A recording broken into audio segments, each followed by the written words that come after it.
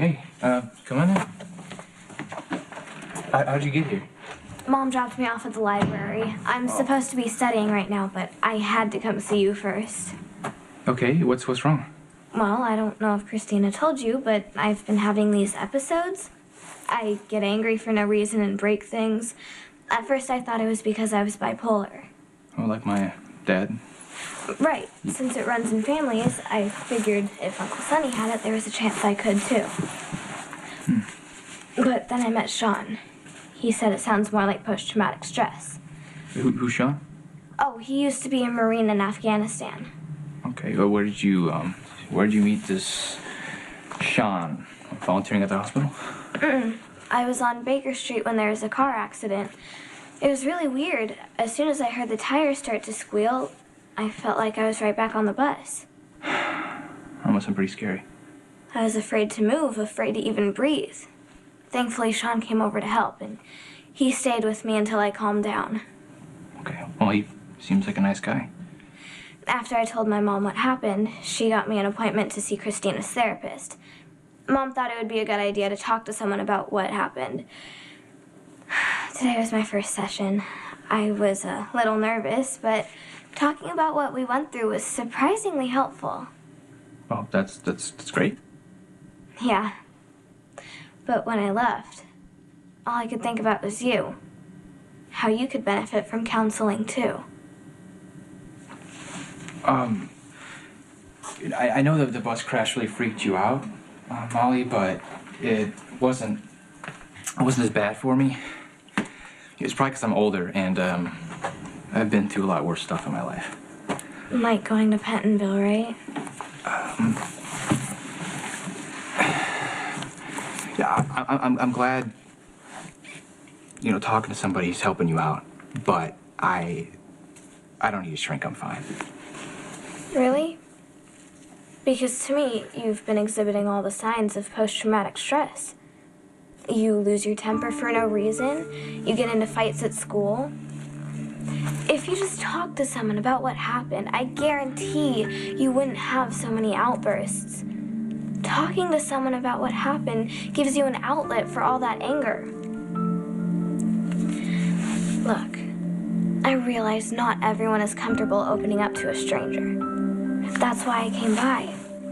I'm here to make you feel better.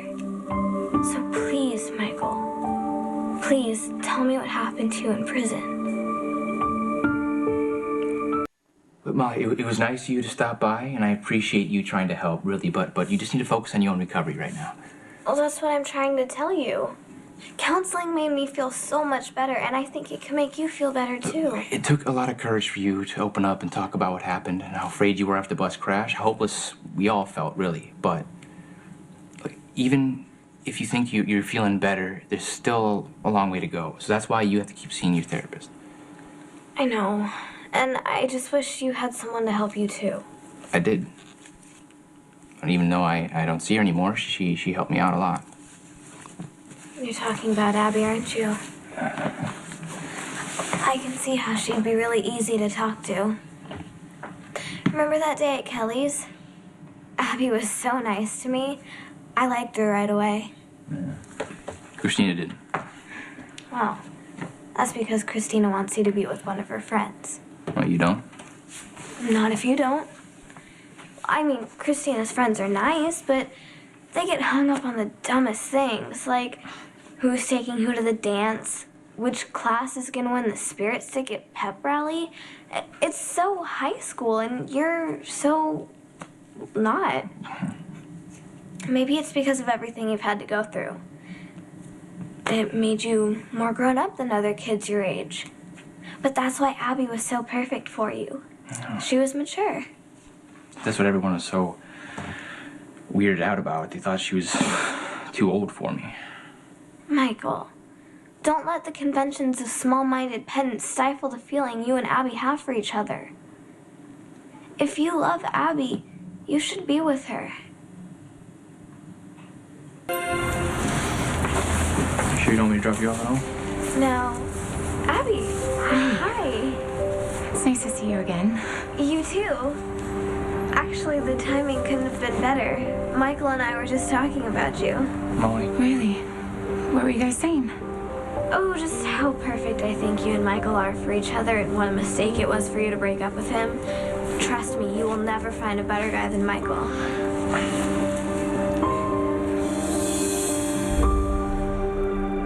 Michael is an incredible guy, and he deserves to be with someone his own age who is just as sweet and wonderful. Well, absolutely, but Michael might not have so much in common with girls his own age. Well, I'm wise enough to know that I'm too old for Michael. Well, according to who? Some of the greatest love stories of all time are between an older woman and a younger man. This is one of your books, Molly. Oh, I know. I'm talking about real people, not characters. Take Elizabeth Barrett Browning, for example.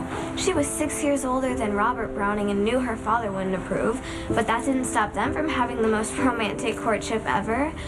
I mean, think about it. If Elizabeth had let her age or her parents' opinion get in the way, she never would have fallen in love or written sonnets from the Portuguese, which inspired countless poets who came after her. All I'm saying is, if you and Michael break up, you'd be cheating yourselves, and maybe even the world, out of something truly amazing. No pressure. No, seriously. Love doesn't come along every day. You shouldn't waste it. That's enough, Molly. Your study group's waiting. Well, I can get to the library. Why don't you stay here and catch up with Abby? I have to get to work. Yeah. And you're making her late. I'm sorry. It's okay. Let's go.